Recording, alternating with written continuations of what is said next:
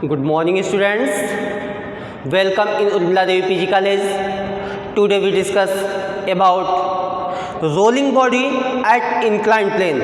किसी भी आनत तल से लुढ़कते हुए पिंड का जो गति होता है किस प्रकार से होता है। तो पिछले वीडियो में हमने आपको बताया था कि किसी आनत तल से लुढ़कते हुए पिंड का वेग क्या होता है, त्वरण क्या होता है, टाइम क्या लगता है। इसका फार्मूला यहाँ पे डिराइव हो चुका था, वेलोसिटी मिला था under 2gh upon 1 plus K इसको upon R square, A equal to G sine theta upon 1 plus K इसको upon R square, T equal to 1 upon sine theta under root 2h upon G 1 plus K square upon R square.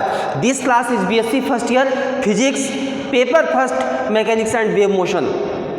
तो यह class BSc first year के mechanics और and wave motion का class है, physics का class है। इसमें पिछले वीडियो में हम आपको यही टॉपिक पढ़ाए थे, तो उसके बाद पार्ट 2 हम लेके आए हैं, जिसमें हम आपको पहले वीडियो में हम बता चुके हैं कि जैसे कोई आनत तल है, किसी आनत तल से लुढ़कते हुए कोई बॉडी है, किसी आनत तल से लुढ़कते हुए पिंड का जो वेग होता है वह क्या होता है। किसी पिंड बॉडी के ये पॉइंट ए है, पॉइंट बी है, इंक्लाइनेशन एंगल थीटा है, ये आपका यस है और वर्टिकल डिस्टेंस आपका यच है। ये कोई आनत तल है, आनत तल से लुढ़कते हुए पिंड का जो वेग है v बराबर under root 2gh upon 1 plus K square upon R square, A equal to G sine theta upon 1 plus K square upon R square, T equal to upon sine theta under root 2h upon G 1 plus K square upon R square. यहाँ से आप देख रहे हैं, figure भी देख रहे हैं कि यह क्या है, आनत तल है। आनत तल एज ए सिंपल मशीन, जिसको हम सरल मशीन कहते हैं, तो आनत तल किसी सरल मशीन की तरह कार्य करता है। तो जो इसका वेग है v equal to under root 2gh upon 1 plus K square upon R square. तो इसके वेलोसिटी से यह निष्कर्ष निकलता है, इसकी वेलोसिटी से यह निष्कर्ष निकलता है कि यह इंक्लाइनेशन एंगल पे डिपेंड नहीं करता है। तो यहाँ लिख सकते हैं कि the velocity are independent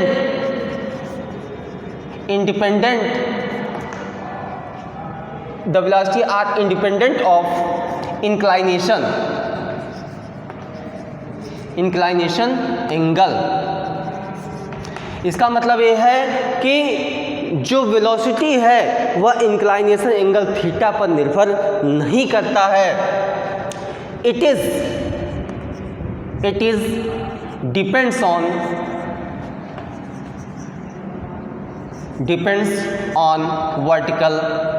vertical height. या क्या है, केवल वर्टिकल हाइट पे डिपेंड करता है। तो यहाँ से आप देख सकते हैं कि यह जो है इंक्लाइनेशन एंगल पे नहीं डिपेंड करता है और वर्टिकल डिस्टेंस पर निर्भर करता है, वर्टिकल हाइट पे डिपेंड करता है।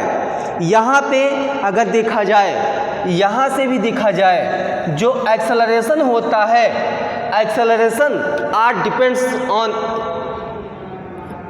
इंक्लाइनेशन। तो यहाँ लिख सकते हैं acceleration and time are depends on inclination angle. तो यहाँ से हम देखते हैं कि जो एक्सेलरेशन है और टाइम है, यह दोनों इंक्लाइनेशन पे डिपेंड करते हैं। किस पे डिपेंड करते हैं? इंक्लाइनेशन पे डिपेंड करते हैं। अब बात आती है कि अगर वेलोसिटी की, एक्सेलरेशन की और टाइम की, तो तीनों एक्सेलरेशन, वेलोसिटी, टाइम, तीनों जो है मोमेंट ऑफ इनर्शिया पर डिपेंड करते हैं। यहाँ लिख सकते हैं कि velocity,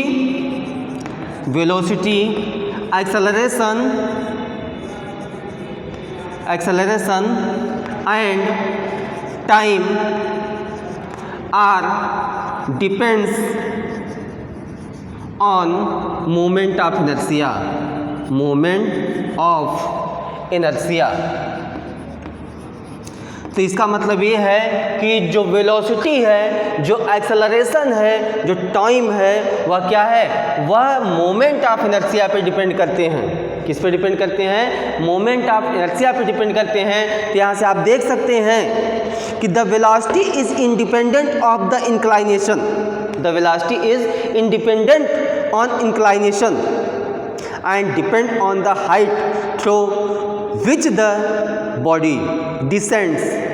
Acceleration and time of descent depends on the inclination. Greater the inclination, greater will be acceleration and lesser will be time of descent. तो यहाँ पे देख सकते हैं कि यदि इंक्लाइनेशन एंगल अधिक होगा, यदि इंक्लाइनेशन एंगल अधिक होगा तो एक्सेलरेशन भी क्या होगा, अधिक होगा। लेकिन जब इंक्लाइनेशन एंगल अधिक होगा तो टाइम क्या होगा, कम होगा। सिंपल सी बात है कि अगर इंक्लाइनेशन एंगल कम होगा तो एक्सेलरेशन कम होगा, टाइम क्या होगा, अधिक होगा। लेकिन सिंपल सी बात है कि जैसे अगर इंक्लाइन इस प्रकार से है तो टाइम क्या अधिक लगेगा, अगर यही थोड़ा सा ऊंचा कर दिया जाए अर्थात इंक्लाइनेशन एंगल जो है वह अधिक कर दिया जाए तो टाइम क्या हो जाएगा, टाइम ऑलरेडी कम हो जाएगा। इसका मतलब ये है कि अगर इंक्लाइनेशन एंगल का मान जो है वह बढ़ेगा तो एक्सेलरेशन क्या है, घटेगा। लेकिन टाइम क्या है, टाइम जो है यहाँ पे टाइम आपका घट जाएगा।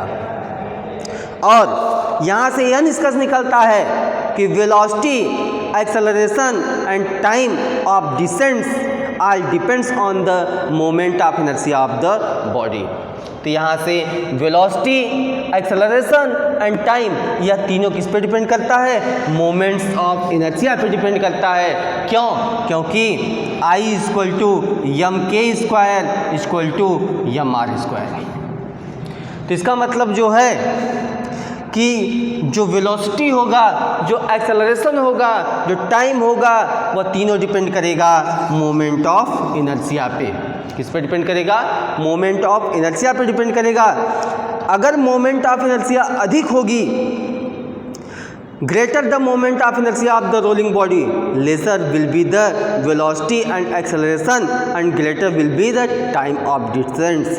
अगर मोमेंट्स ऑफ इनर्शिया अधिक होगा, यदि यहाँ से देख सकते हैं मोमेंट्स ऑफ इनर्शिया अधिक होगा तो वेलोसिटी क्या होगा, कम होगा, एक्सेलरेशन कम होगा एंड टाइम पीरियड क्या होगा, अगर टाइम क्या होगा, अधिक होगा। तो इसको लिखने की आवश्यकता नहीं है। तो यहाँ पे हमने आपको बता दिया कि वेलोसिटी जो होता है इंक्लाइनेशन पर डिपेंड नहीं करता है, जबकि एक्सेलरेशन और टाइम इंक्लाइनेशन पे डिपेंड करता है। और वेलोसिटी, एक्सेलरेशन और टाइम तीनों क्या करता है, मोमेंट ऑफ इनर्शिया पे डिपेंड करता है। यहाँ से यदि मोमेंट ऑफ इनर्शिया अधिक होगा तो वेलोसिटी और एक्सेलरेशन ऑलरेडी कम होंगे, जबकि टाइम क्या होगा, अधिक होगा। इसको आप नोट कर लें। उसके बाद हम आपको बताते हैं कि जब किसी इंक्लाइनेशन प्लेन से, इंक्लाइंड प्लेन से कोई डिस्क को गिराया जाए, किसी सिलेंडर को लुढ़काया जाए, किसी स्फीयर को लुढ़काया जाए, तो उस कंडीशन पे उसकी वेलोसिटी क्या होगी, उसका एक्सेलरेशन क्या होगा। तो यहाँ से आप देख ही रहे हैं कि जो वेलोसिटी है वो इंक्लाइनेशन पे डिपेंड नहीं करता है, जबकि एक्सेलरेशन और टाइम दोनों किस पे डिपेंड करता है, इंक्लाइनेशन एंगल पे डिपेंड करता है। अगर इंक्लाइनेशन एंगल अधिक होगा तो एक्सेलरेशन अधिक होगा, जबकि टाइम क्या होगा, कम होगा। और तीनों वेलोसिटी, एक्सेलरेशन एंड टाइम तीनों डिपेंड करता है मोमेंट ऑफ इनर्शिया पे। अगर मोमेंट ऑफ इनर्शिया अधिक होगा तो वेलोसिटी और एक्सेलरेशन कम होगा, जबकि टाइम क्या होगा, अधिक होगा। इसको आप नोट कर लीजिए। उसके बाद हम आपको बताते हैं कि यदि किसी इंक्लाइंड प्लेन से किसी डिस्क को लुढ़काया जाए, किसी सिलेंडर को लुढ़काया जाए, किसी स्फीयर को लुढ़काया जाए, तो उसका वेलोसिटी क्या होगा, उसका एक्सेलरेशन क्या होगा। इसको नोट करें। देखिए कि जैसे कि इंक्लाइंड प्लेन है, या क्या है, इंक्लाइंड प्लेन है, आनत तल है। अब यहाँ से किसी भी सॉलिड सिलेंडर को किसी भी डिस्क या किसी भी मतलब सॉलिड स्फीयर, डिस्क या सॉलिड सिलेंडर या स्फेरिकल सेल या रिंग को लुढ़काया जाए तो उसका वेग क्या होगा, उसका त्वरण क्या होगा, अर्थात उसका एक्सेलरेशन क्या होगा, उसका वेलोसिटी क्या होगा। यहाँ पर हम देख लेते हैं कि हम मान लेते हैं जो सॉलिड सिलेंडर है उसका मास m है, उसका रेडियस r है, उसका रेडियस ऑफ जाइरेशन k है, उसका मोमेंट ऑफ इनर्शिया क्या है, I है। जहाँ पे m क्या है, यह आपका मास है, यह आपका रेडियस है, यह आपका रेडियस ऑफ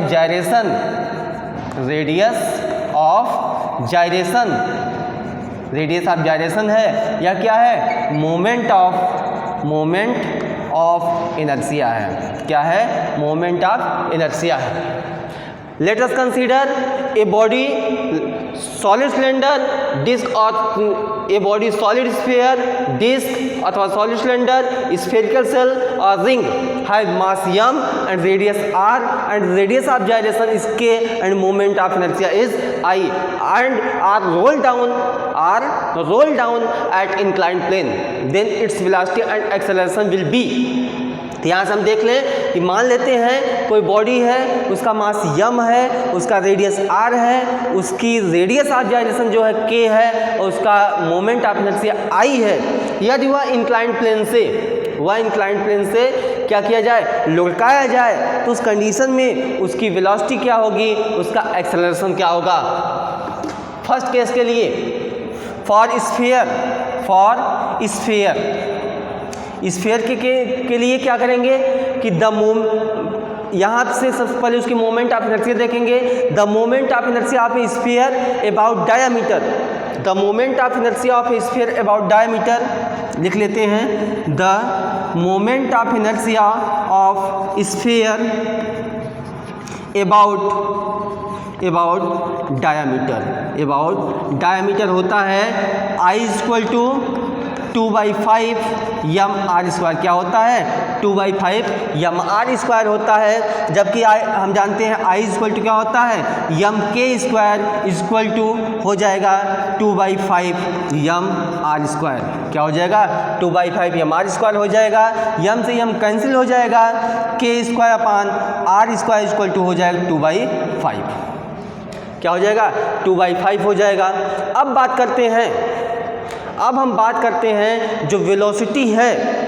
वेलोसिटी का फार्मूला होता है v = 2gh/1 + k²/r²। क्या होता है, √2gh/1 + k²/r²। तो यही वैल्यू उठा के जब हम यहाँ पर रख देंगे तो जो वैल्यू आएगी वही हो जाएगी वेलोसिटी फॉर स्फीयर के लिए। तो वैल्यू रख दीजिए √2gh/1 + k²/r², मतलब 2/5। कितना हो जाएगा, 2/5, 5 × 5, 5 × 7 हो जाएगा √2gh/7/5। तो इसको हम निकाल लेंगे तो हो जाएगा v = √2gh/, नहीं ये हो जाएगा 10/7gh। क्या हो जाएगा, 10/7gh। ये वेलोसिटी हो गई। अगर हमको यहीं पे क्या निकालना है, एक्सेलरेशन निकालना है। अगर हमें एक्सेलरेशन निकालना है तो a = होता है g sin θ/1 + k²/r²। क्या होता है, g sin θ/1 + k²/r² होता है। अब हम वैल्यू रख देंगे, जो 2/5 यहाँ रख देंगे तो हो जाएगा g sin θ/1 + 2/5, ये हो जाएगा 5/7 g sin θ। क्या हो जाएगा, 5/7 g sin θ। ये आपका एक्सेलरेशन मिल गया, ये आपका वेलोसिटी मिल गया। अर्थात किसी भी अगर हम सॉलिड स्फीयर को किसी इंक्लाइंड प्लेन से अगर हम लुढ़काते हैं तो उसकी वेलोसिटी जो होगी 10gh/7 हो जाएगा और उसका एक्सेलरेशन जो होगा 5/7 g sin θ हो जाएगा। तो इसके लिए स्फीयर के लिए आप नोट कर लें। उसके बाद हम चलते हैं डिस्क के लिए, इसको नोट करें। फॉर स्फीयर के लिए हो चुका है।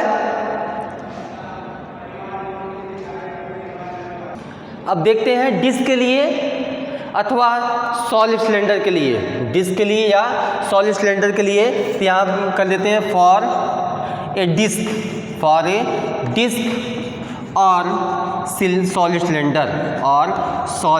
सिलेंडर। तो इस कंडीशन में कि सबसे पहले कि द मोमेंट ऑफ इनर्शिया पे disc passing through centre and perpendicular to its plane. तो उसके बाद सिलेंडर के लिए क्या होगा, the moment of inertia of the solid cylinder passing through centre and perpendicular to its length. तो यहाँ देख लीजिए, लिख दीजिए the moment of inertia of disc और solid cylinder passing through centre and perpendicular, ये साइन जो बताता है ये बताता है perpendicular to its plane.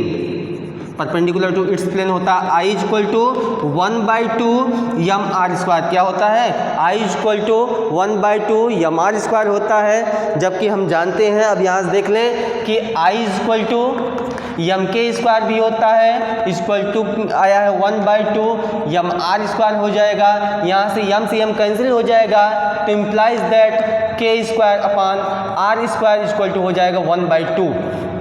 Then velocity, तब इसकी जो वेलोसिटी हो जाएगी वो होता है v इक्वल टू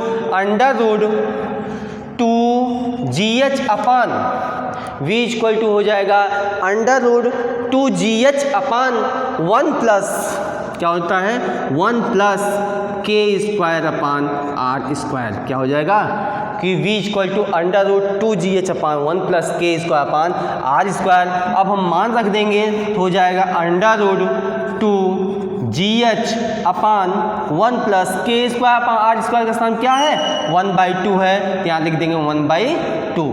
अब इसको सॉल्व करेंगे तो हो जाएगा √2gh अपॉन 2 1 जा 2 2 1 3 3/2 यहाँ से यह ऊपर जाएगा तो हो जाएगा √4/3gh।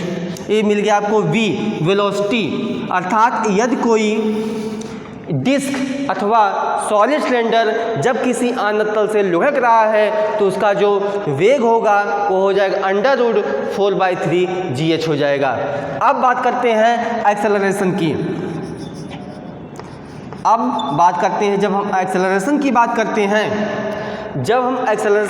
करते हैं, तो a इक्वल टू होता है g sign theta upon 1 plus K square upon R square. क्या होता है कि g sign theta upon 1 plus K square upon R square होता है। अब के स्क्वायर अपॉन आर स्क्वायर के स्थान पे हम 1/2 रख देंगे। जब 1/2 रख देंगे तो हो जाएगा g sign theta upon 1 plus 1/2। यहाँ से हो जाएगा आपका 2 ऊपर जाएगा 2g साइन थीटा बाई 3। ये आपका जो वैल्यू हो जाएगा यह आपका हो जाएगा एक्सेलरेशन। अर्थात मिल जाएगा a equal to 2/3g sine theta which is the acceleration of the disc rolling down at inclined plane. किसी भी आनत तल से जब कोई सिलेंडर अथवा डिस्क किसी लुढ़क रहा है तो उसके दौरान उसका जो वेग होगा वेलोसिटी a होगी और एक्सेलरेशन a होगा। सबसे पहले इस ऐसे प्रॉब्लम को सॉल्व करने के लिए जो बॉडी हम ले रहे हैं उसका मोमेंट ऑफ इनर्शिया हमको ज्ञात होना चाहिए, हमको पता होना चाहिए। उसकी सहायता से हम उसकी वेलोसिटी और उसका एक्सेलरेशन फाइंड कर सकते हैं। तो डिस्क आपका कंप्लीट हो गया, इसको आप नोट कर लें। उसके बाद हम चलते हैं स्फेरिकल सेल के लिए और रिंग के लिए। तो इसको आप नोट कर लें।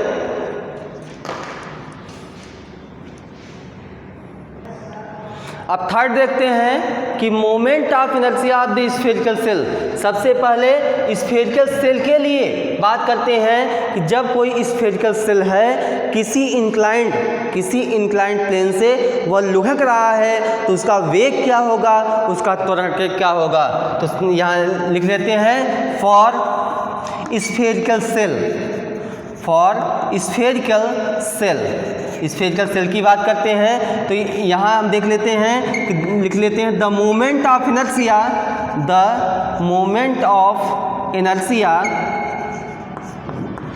ऑफ ए स्फेरिकल सेल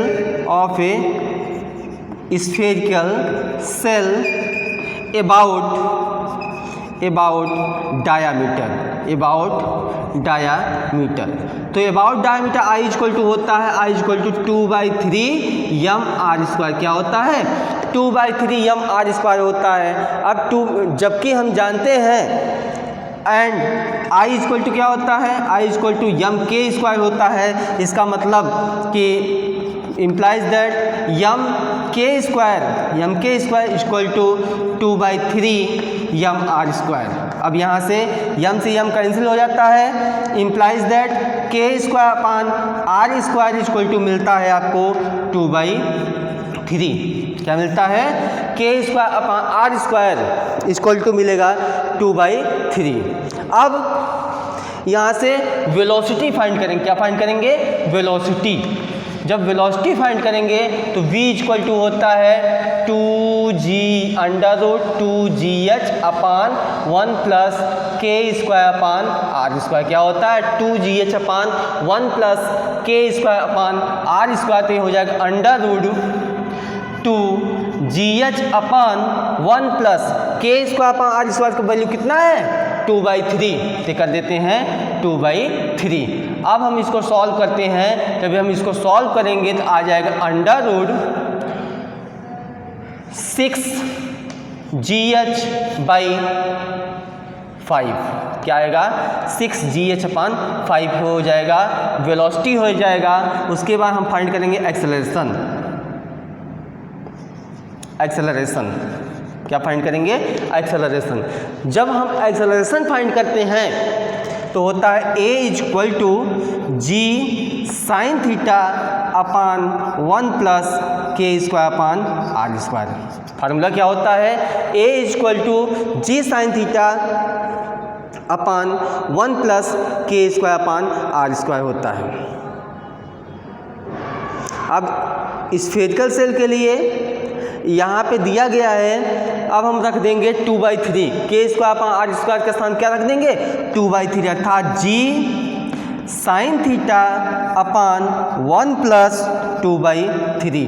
जब 2/3 रख देंगे तो यहाँ क्या हो जाएगा, इसको फ्रैक्शन हम सॉल्व करते हैं, ये हो जाएगा 3g साइन थीटा अपान 5 अर्थात क्या हो जाएगा 3/5 जी साइन थीटा। ए मिल गया, ए का मान मिल गया 3g साइन थीटा 3/5 जी साइन थीटा। यह मिल गया एक्सेलरेशन हो गया या वेलोसिटी हो गया। किस केस के लिए, जब कोई स्फेरिकल सेल किसी आनत तल से लुढ़क रहा है, उस कंडीशन के लिए आपको वेलोसिटी मिल गया, एक्सेलरेशन मिल गया। अब नेक्स्ट बात करते हैं, रिंग की बात करते हैं। कोई छल्ला जब किसी आनत तल से लुढ़काया जाता है उसका वेग क्या होता है, उसका त्वरण क्या होता है, उसका वेलोसिटी क्या होता है, उसका एक्सेलरेशन क्या होता है। सबसे पहले स्फेरिकल सेल के लिए आप यहाँ नोट कर ले, आपको वेलोसिटी मिल गया, एक्सेलरेशन मिल गया, नोट करें इसको। नेक्स्ट हम आते हैं रिंग की तरफ। रिंग पे आते हैं, रिंग के बारे में हम आपको बताते हैं। अब नेक्स्ट एंड लास्ट की बात करते हैं कि जैसा कि फिगर तो हम बना दिए हैं, कई बार बना चुके हैं, हम आपको फिगर कई बार बना चुके हैं। तो यहाँ से रिंग को जो हम लुढ़काते हैं वो बॉडी की पॉइंट क्या है, ए है, बी है, तो यहाँ इसका वेग क्या होगा, इसके बारे में हम चर्चा करेंगे। तो रिंग के लिए करते हैं फॉर रिंग तो सबसे पहले इसका मोमेंट ऑफ इनर्शिया निकालते हैं कि the moment of inertia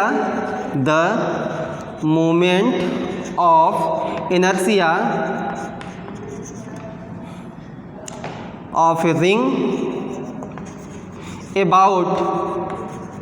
about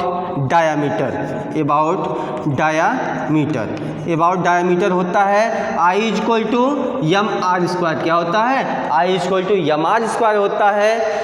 but एक और होता है I equal to Yama K square होता है। देन तब क्या हो जाएगा? तब हो जाएगा M K square equal to M R square. तो यम से यम क्या हो जाएगा? कट जाएगा। Implies that K square upon R square equal to 1। क्या हो जाएगा? K square upon R square equal to 1 हो जाएगा। अब हम यहाँ से फाइंड करते हैं वेलोसिटी एंड एक्सेलरेशन। अब हम लिखते हैं क्या? वेलोसिटी। अब बात करती हैं वेलोसिटी की बात करते हैं तो होता है v equal to 2gh upon 1 plus K square upon R square होता है रूट में। Root 2gh upon 1 plus K square upon R square होता है तो हो जाएगा 2gh upon under root 1 plus 1। तो कितना हो गया?